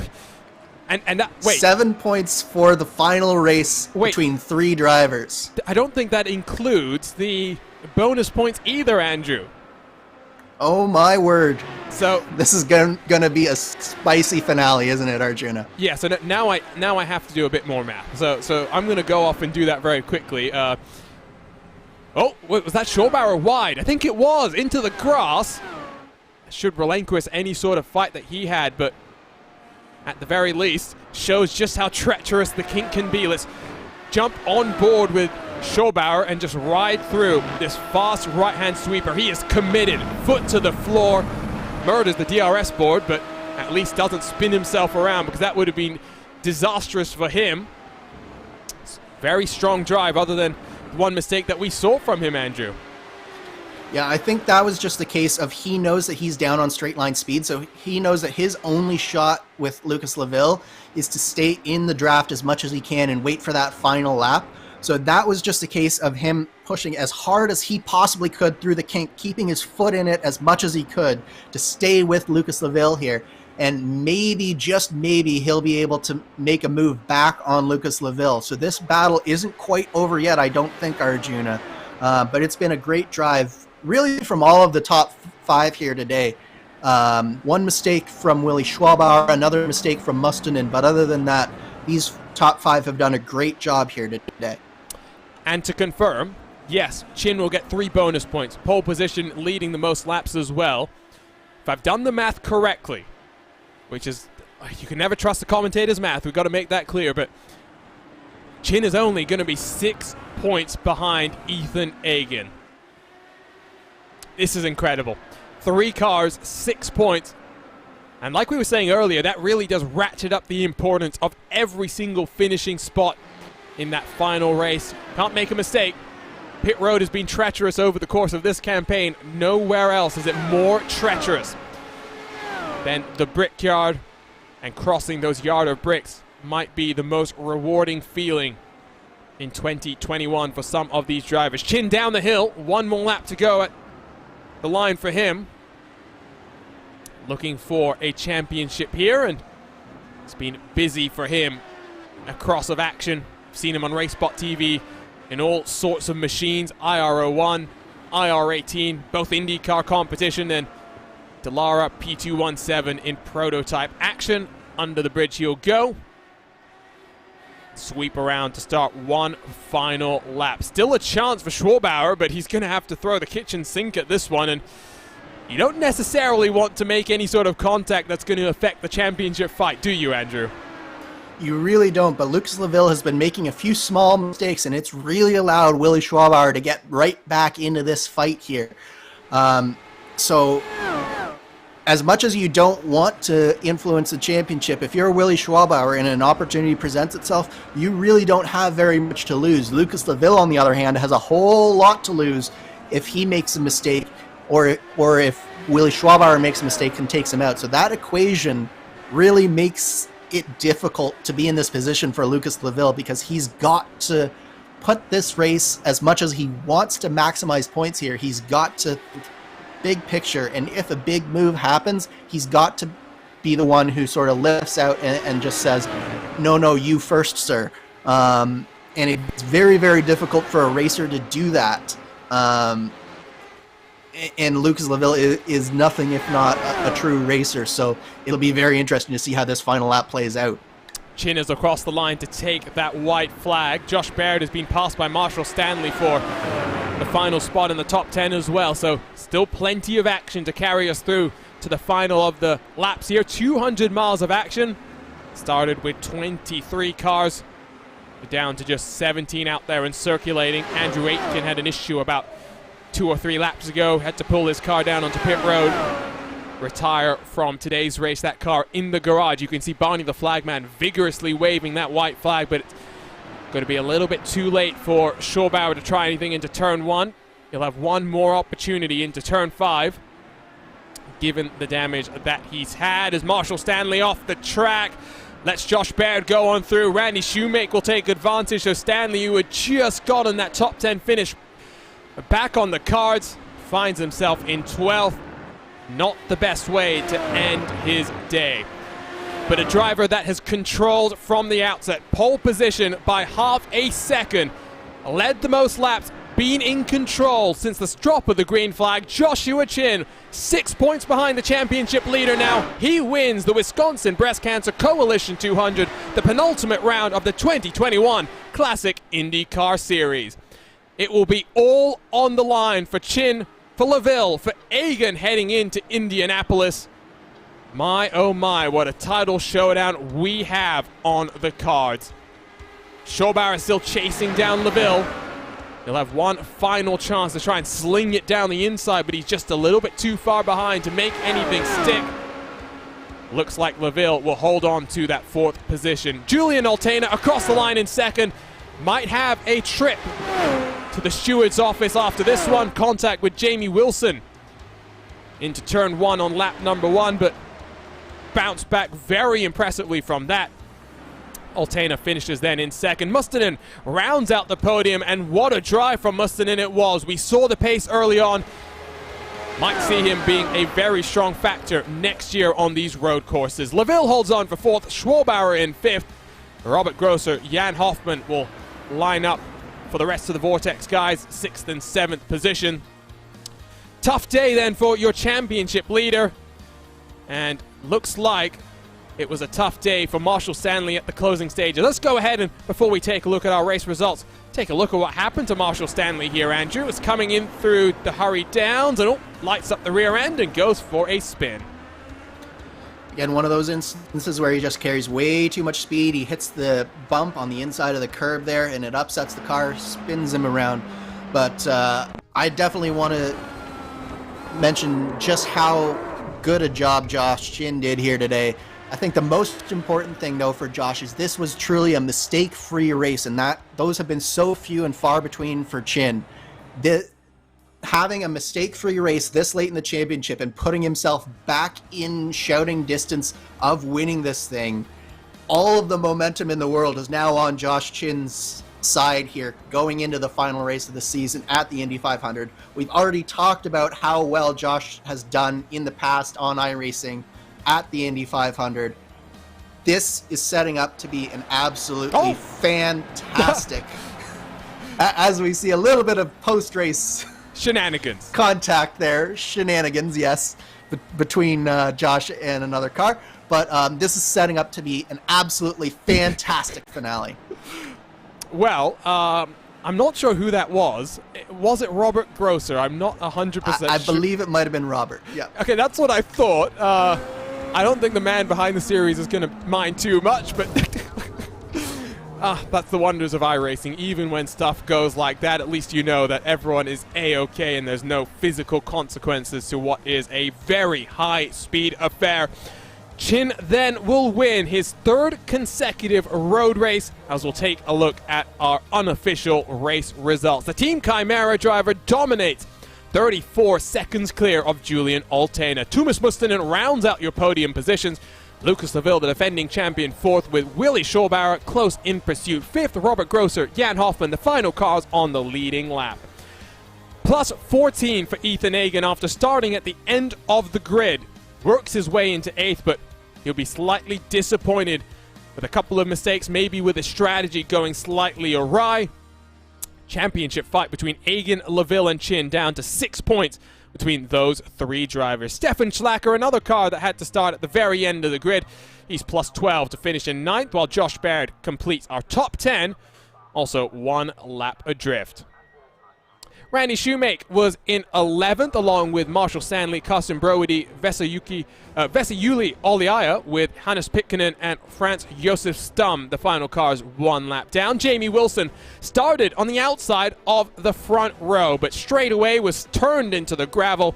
Multiple more incidents for him dropped Wilson out of the lead lap, then down to the 2nd lap behind the leader. The 87 car will not be delighted with how his race played out. Andrew Aiken retired in the closing stages, while Samuel Rouse, Andrew Wood, who we saw have a big incident on the entry into pit road, Andrew Adair Saunders, Martin Yoon, Logan Simmons, GC Hay to complete the drivers here today. GC Hay did not take to the starting grid, but 23 drivers whittled down to just 17 who finish. So we'll head then into post-race coverage. We will wait for the King of Chins and your race winner to get into the RaceSpotTV commentary booth, but 6 points, Andrew, 6 points. It is all on the line with just 1 race left, and Indianapolis, not a traditional title decider in the real world, but it's so exciting when you go there in these Indy cars, knowing everything is on the line. There is no more historic venue to see a new champion being crowned. There truly is no better venue for an IndyCar champion to be crowned than at Indianapolis, and I can't wait to see what happens on October 31st. I know that everybody is always up for an Indy 500 no matter what. The 3 championship contenders, they are going to be driving 10 tenths all day at Indianapolis. And it is just going to be so exciting to watch. This car always puts on a great show at Indianapolis on this sim, and I can barely contain my excitement, Arjuna. Well, I tell you what, I'm sure a driver who's pretty excited about a clean race, no mistakes for himself. Pole by half a second, it is Joshua Chin.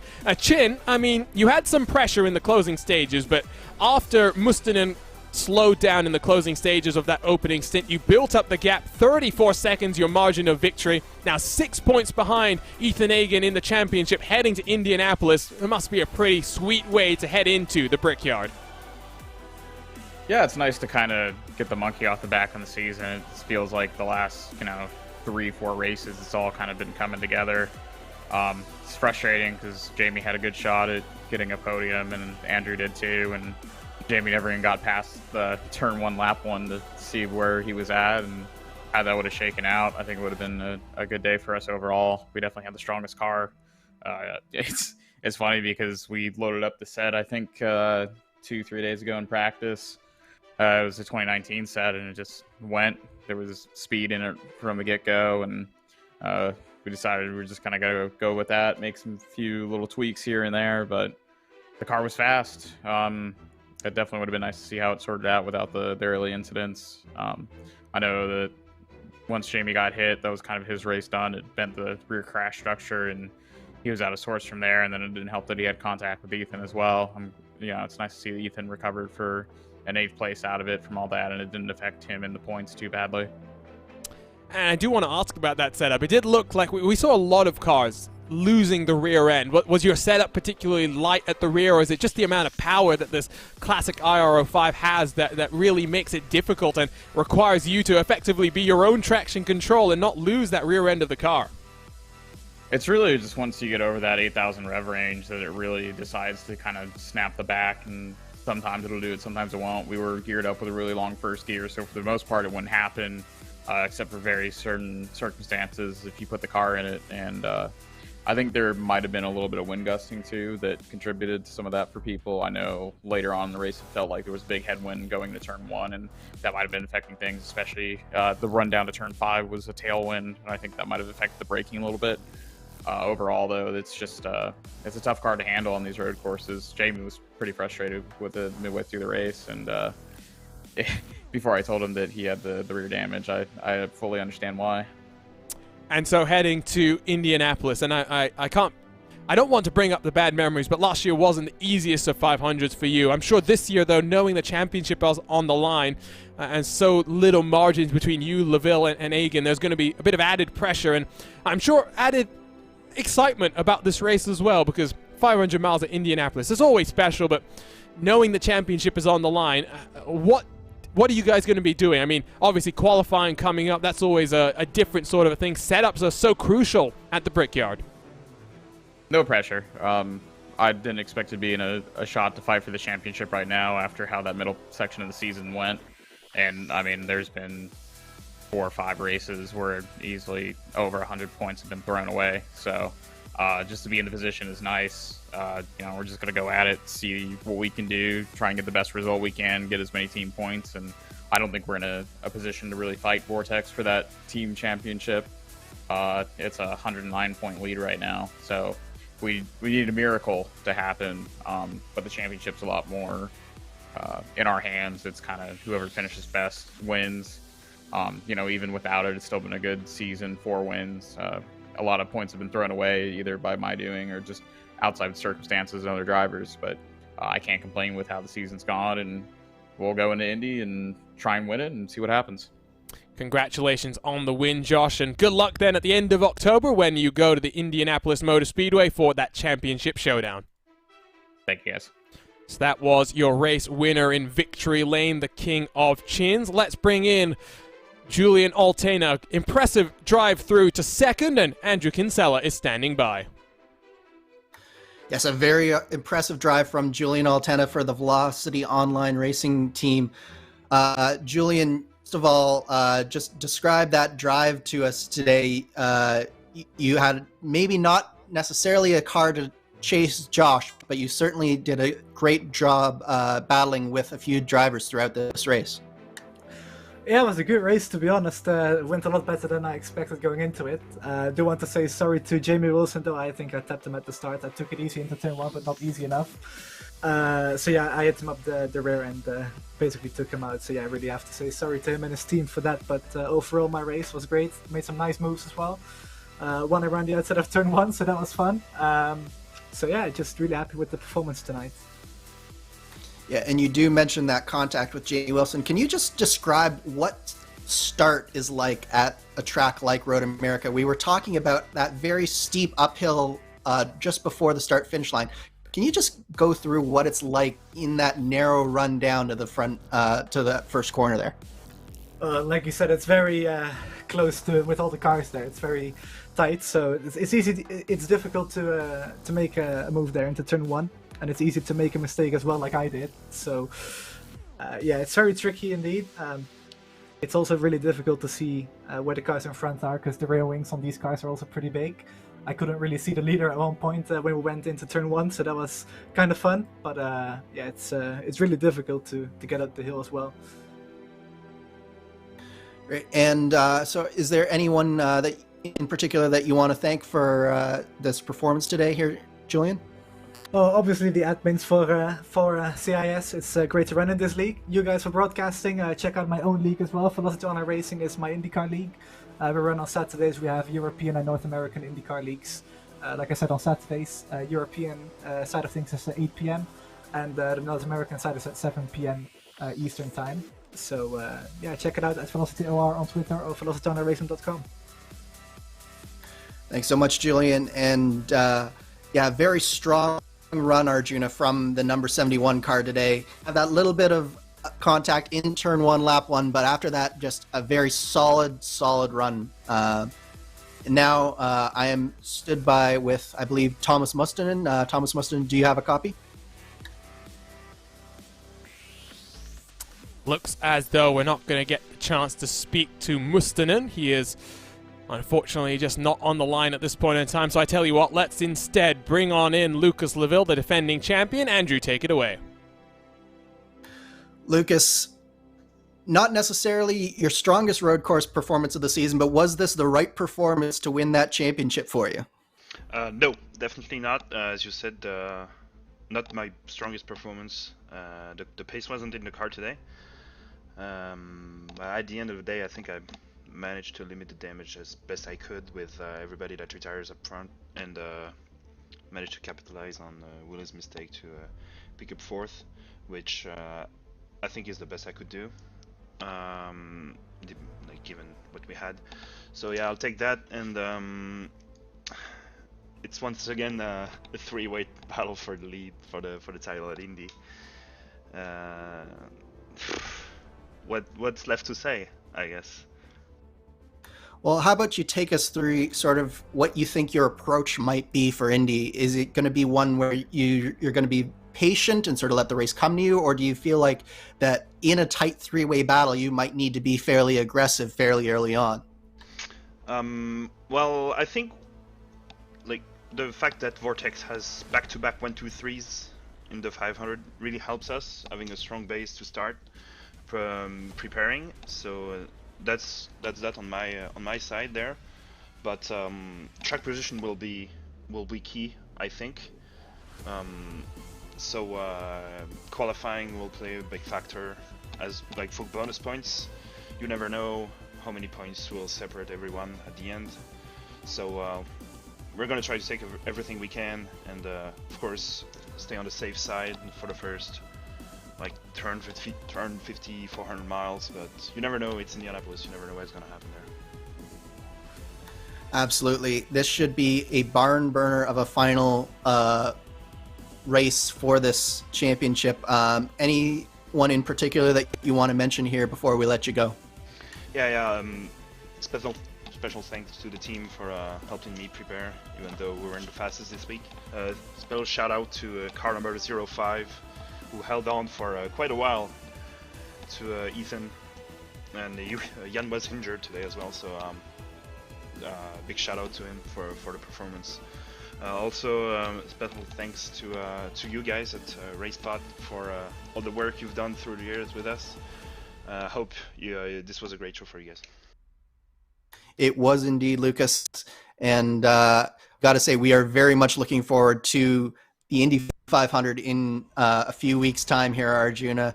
Lucas described every point is going to matter, and this is exactly what we want to see from our final race of the season. It's going to be so enthralling, and a reminder, you can catch all of the action here live on RaceSpotTV, so make sure to hit that red subscribe button, hit the notification bell as well to get notified every single time we go live with the great sim racing series that we get to cover.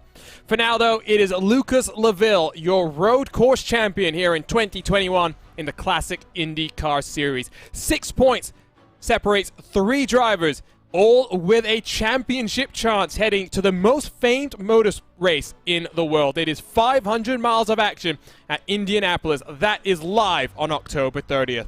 On behalf of the entire team at RaceSpotTV, thank you for tuning in to the action here today. We'll see you at the end of October. For my co-commentator, Andrew Kinsella, my name is Arjuna Kankipati. Thank you for joining us. We'll see you in Indianapolis, but congratulations to Joshua Chin, winner here at Road America.